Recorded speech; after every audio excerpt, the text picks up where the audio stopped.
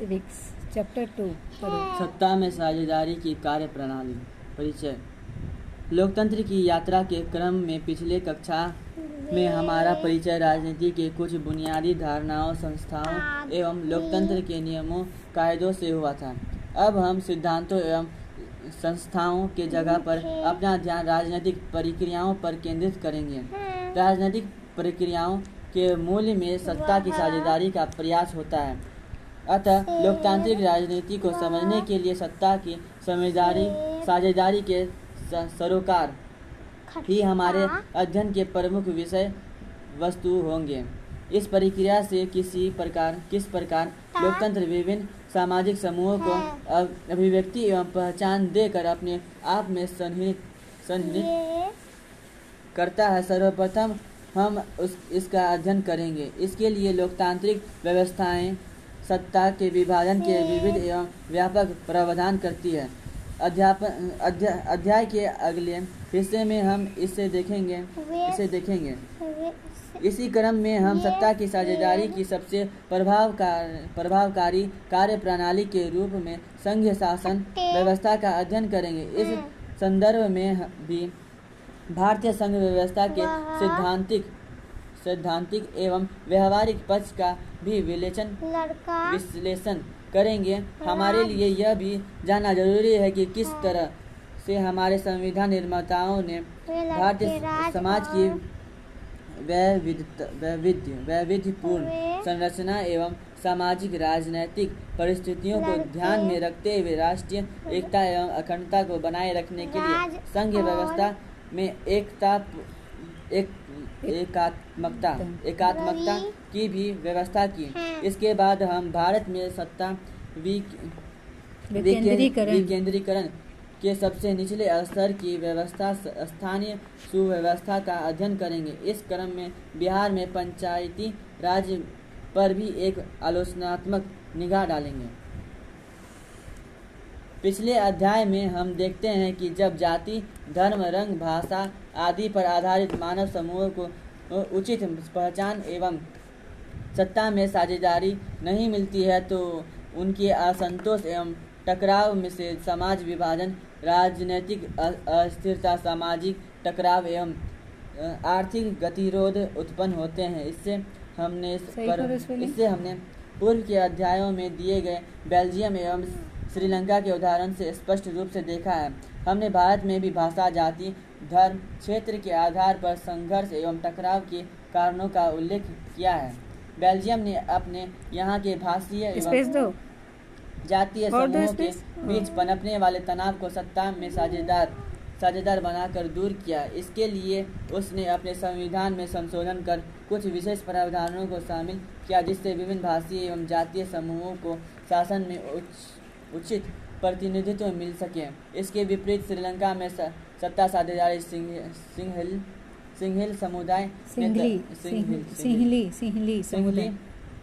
समुदाय ने तमिल समुदाय के हितों के निरंतर उपेक्षा के जिससे तमिलों एवं सिंहलियों के बीच एक टकराव ने भीष्म गृह युद्ध का रूप ले लिया। इससे यह भी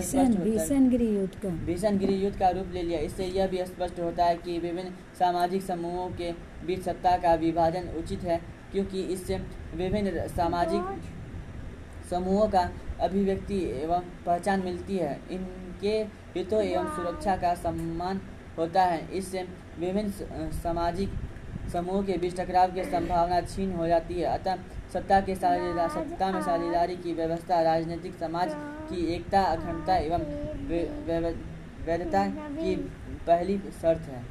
लंबे समय से यह मान्यता चली आ रही है कि राजनीतिक सत्ता का बंटवारा नहीं हो सकता है। शासन की शक्ति किसी एक व्यक्ति या व्यक्ति समूह के हाथ में रहनी चाहिए। अगर शासन की शक्तियों का बंटवारा होता है तो यह निर्णय शक्ति भी बिखर जाती है। ऐसी स्थिति में निर्णय लेना और उसे कानून लागू करना असंभव होगा। लेकिन लोकतंत्र ने सत्ता विभाजन को अपना मूल आधार बनाकर इस मान्यता का खंडन कर दिया है। लोकतंत्र में जनता की सारी शक्तियों का स्रोत एवं उपभोग करने वाली होती है। लोक स्वव्यवस्था की लोक स्वव्यवस्था लोक स्वव्यवस्था की संस्थाओं के माध्यम से अपना शासन चलाते हैं। सार्वजनिक फैसलों में सबकी भागीदारी होती है। लोकतंत्र में समाज के विभिन्न समूहों एवं विचार की उचित सम्मान दिया जाता है। लोकतंत्र कैसे विभिन्न सामाजिक समूहों का चिन्हित करता है। विविधता मानव समाज का अनिवार्य गुण है। मानवीय सभ्यता के दीर्घकालीन विकास की प्रक्रिया में अनगिनत तत्वों के प्रभाव के परिणत रंग, जाति, धर्म पर आधारित विभिन्न मानव समूहों के निर्माण में होता है। इन विभिन्न मानव समूहों के विचारों, हितों, आकांक्षाओं एवं मानवीयताओं के में अंतर होता है। अतः विभिन्न मानव समूहों की इच्छाओं, पसंद, हितों एवं सुरक्षा जरूरतों के बीच अपने पहचान एवं पोषण के लिए प्रतिनिधित्वता एवं संघर्ष स्वाभाविक रूप से चलता है। इसके साथ ही विविधताओं के बावजूद विभिन्न मानव समूहों की प्राकृतिक एवं आवश्यकता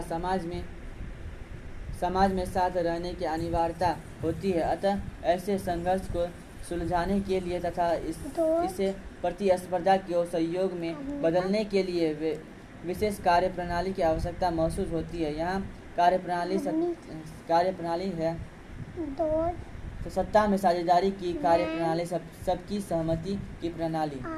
अगर इन विभिन्न मानव समूहों के बीच प्रतिस्पर्धा एवं संघर्ष को शक्ति एवं हिंसा के बल पर सुलझाने की कोशिश करते हैं तो जिस समूह के पास ताकत होगी वह दूसरे समूह को दबा देगा, उसके इच्छाओं एवं हितों का सम्मान नहीं करेगा। कमजोर समूह को शक्तिशाली समूह की बात माननी होगी, लेकिन इससे उनमें असंतोष एवं आक्रोश पैदा होगा।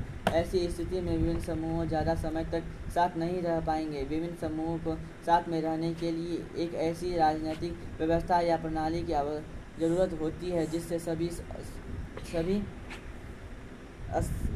अस्थायी रूप से विजेता एवं पराजित नहीं हो। वैध शासन व्यवस्था वही है जिसमें सभी व्यक्ति अपने भागीदारी के माध्यम से शासन व्यवस्था से जुड़े रहते हैं। लोकतांत्रिक शासन व्यवस्था ही एकमात्र ऐसी शासन व्यवस्था है जिसमें ताकत सभी के हाथों में होती है। सभी को राजनीतिक शक्तियों में साझेदारी एवं हिस्सेदारी या साझेदारी करने की व्यवस्था की जाती है। गैर लोकतांत्रिक सरकारें जैसे राजशाह, तानाशाह या एक दलीय शासन व्यवस्था जैसे अन्य व्यवस्थाओं में भी नागरिकों की सत्ता में साझेदारी की व्यवस्था एवं संभावना नहीं होती है। गैर लोकतांत्रिक व्यवस्थाएं आमतौर पर अपने अंदरूनी सामाजिक समूहों एवं उनमें व्यापक विविधताओं एवं अंतरों मतभेदों की या तो उपेक्षा करती है या उन्हें दबा देती है। इन टकरावों के विस्फोटक रूप लेने की आकांक्षा क्षीण हो जाती है। कोई भी समाज अपने व्यापक विविधताओं एवं विविधताओं को अस्थायी तौर पर खत्म नहीं कर सकता है, पर इन अंतरों, विभेदों एवं विविधताओं का आदर करने के लिए उन्हें सत्ता में साझेदारी बनाकर समाज में संयम एवं स्थायित्व का सृजन करना चाहिए। इस कार्य के लिए लोकतांत्रिक व्यवस्थाएं सबसे अच्छी होती है, क्योंकि आधुनिक लोकतांत्रिक व्यवस्थाओं में सत्ता की साझेदारी के सबसे बड़ी प्रावधान किए जाते हैं। आइए अब हम देखें कि लोकतंत्र में यह काम कैसे होता है। लोकतंत्र में विभिन्न सामाजिक समूहों में भाषी एवं धार्मिक एवं अन्य समूहों के बीच टकराव होता है। बेल्जियम के सामुदायिक सरकार में फ्रेंच एवं डच भाषा मंत्रियों के समान संख्या थी। इस बात का उदाहरण है विश्व में बहुत सारे संविधान सामाजिक रूप से कमजोर समुदाय एवं महिलाओं को विधायिका का प्रशासन में हिस्सेदारी देने के लिए विशेष व्यवस्था की गई है। हमारा भारतीय संविधान भी इनमें से एक है, और जहाँ महिलाओं की सत्ता में साझेदारी सुनिश्चित करने के लिए बहुत सारे विशेष प्रावधान किए गए हैं। इस तरह से हमारे संविधान में अल्पसंख्यकों एवं कमज़ोर समुदायों के लोगों के लिए भी विशेष व्यवस्था की गई है। लोकतंत्र में व्यापारी, उद्योगपति, किसान, शिक्षक, औद्योगिक मजदूर जैसे संगठित हित समूह ये गलत सरकार है। की विभिन्न समितियों में अभी ना समझाए थे, प्रतिनिधि पर कहाँ है बनकर कुछ सत्ता में भागीदारी करते हैं। वंश ऐसे ही है। वंश पर ऐसी जीरो, विभिन्न समूह टेंस जब पर है ना सक्रिय तेरी, हो जाते हैं 100 पर तब 3। उसमें एक समूह का समाज के ऊपर प्रभुत्व कायम नहीं हो सकता है। यदि कोई एक समूह सरकार के ऊपर अपने हित के लिए नीति बनाने के लिए दबाव डालता है तो दूसरा समूह उसके प्रतिकार में दबाव डालता है। ये भी गलत है। डालता है कि ये नीतियों वंश पर इस है, तरह से बनाई टेंस पर जाए, है। नहीं, ठीक है। ना बनाई जाए। सरकार को भी ऐसे में पता चलता है कि समाज के विभिन्न वर्गों क्या चाहते हैं तथा उन्हें सत्ता में कैसी और कितना मात्रा में हिस्सेदारी बनाई जाए। राजनीतिक दल सत्ता में हिस्सेदारी का सबसे जीवंत स्वरूप राजनीतिक दल सत्ता के बंटवारे के वाहक के मालतोल करने वाले सशक्त माध्यम होते हैं। राजनीतिक दल लोगों के ऐसे संगठित समूह हैं जो चुनाव लड़ने के लिए राजनीतिक सत्ता हासिल करने के उद्देश्य से काम करते हैं। अतः विभिन्न राजनीतिक दल का सत्ता प्राप्त करने के लिए प्रतिस्पर्धा के रूप में काम करते हैं। इनकी आपसी प्रतिद्वंद्विता यह निश्चित करती है कि सत्ता हमेशा किसी एक व्यक्ति या संगठित व्यक्ति समूह के हाथ में ना रहे। अगर हम राजनीतिक दल के इतिहास पर गौर करें तो सत्ता बराबरी से अलग अलग विचारधारा और समूह वाले राजनीतिक दलों के हाथ में जाती रहती है। 5-7 लिखो।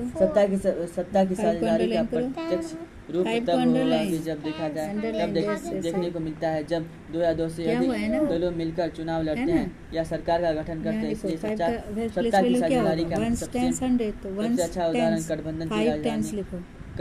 गठबंधन की राजनीति या गठबंधन की सरकारों में दिखता है, जब विभिन्न विचारधाराओं, विभिन्न सामाजिक समूहों और विभिन्न क्षेत्रीय और स्थानीय हितों वाले राजनीतिक दल एक साथ मिलकर एक समय सरकार के एक स्तर पर सत्ता में साझेदारी करते हैं।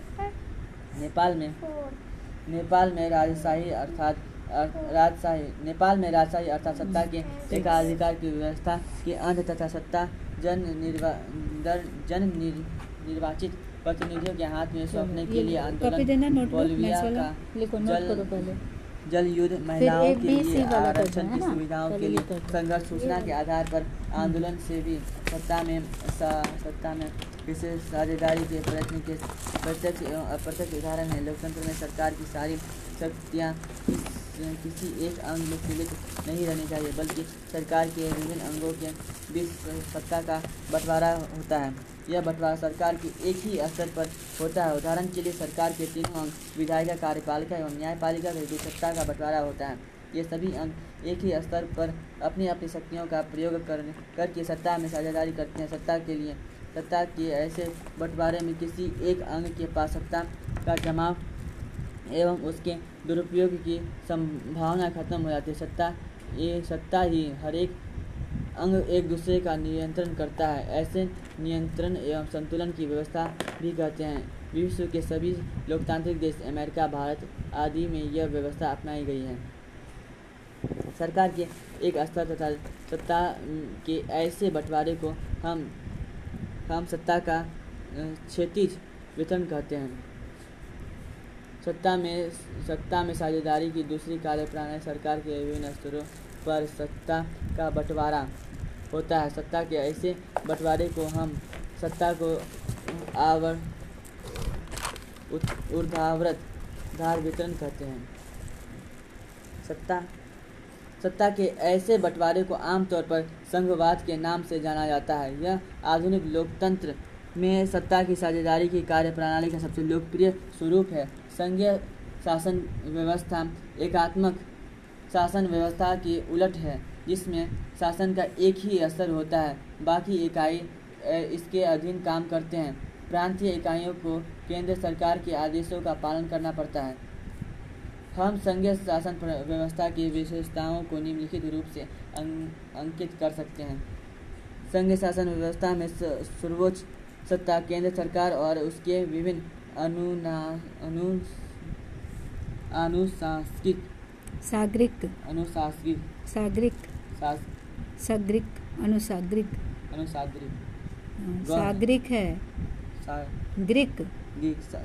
साग्रिक इकाइयों के बीच बढ़ जाती है। संघ व्यवस्था में दोहरे सरकार होते हैं। एक केंद्र स्तर की सरकार जिसके अधिकार क्षेत्र में राष्ट्रीय महत्व के विषय होते हैं। दूसरे स्तर पर प्रांत एवं क्षेत्रीय सरकारें होते हैं जिनके अधिकार क्षेत्र में स्थानीय महत्व के विषय में होते हैं। प्रत्येक स्तर की सरकार अपने क्षेत्र में स्वतंत्र होते हैं और अपने अपने कार्यों के लिए लोगों के प्रति जवाबदेह या उत्तरदायी होते हैं। अलग अलग स्तर की सरकार एक ही नागरिक समूह का शासन करते हैं। नागरिकों की दोहरी पहचान या निष्ठाएं होती हैं। वे अपने क्षेत्र के भी होते हैं और वे राष्ट्र के भी होते हैं। ऐसा कि हम में से कोई बिहारी, बंगाली और मराठी होने के साथ साथ भारतीय भी होता है। दोहरे स्तर पर शासन की विस्तृत व्यवस्थाएं एक लिखित संविधान के द्वारा किया जाता है। विभिन्न स्तरों की सरकारों के अधिकार संविधान में स्पष्ट रूप से लिए जाते हैं। इसलिए यह दोनों सरकारों के अधिकारों और शक्तियों का मूल्य स्रोत होता है। संविधान के मूल प्रावधानों को किसी एक स्तर की सरकार अकेले ही बदल सकती है। इसके लिए दोनों स्तरों को सरकारों की सहमति एवं विशेष प्रक्रियाएं अपनाई जा सकती हैं। एक स्वतंत्र न्यायपालिका की व्यवस्था की जाती है। संविधान एवं विभिन्न स्तरों की सरकारों के अधिकार के लिए व्यवस्थाओं का भी अधिकार होता है। यह केंद्र और राज्य सरकारों के बीच अधिकारों और शक्तियों के बंटवारे के संबंध में उठाने वाले कानूनी विवादों को भी हल करता है।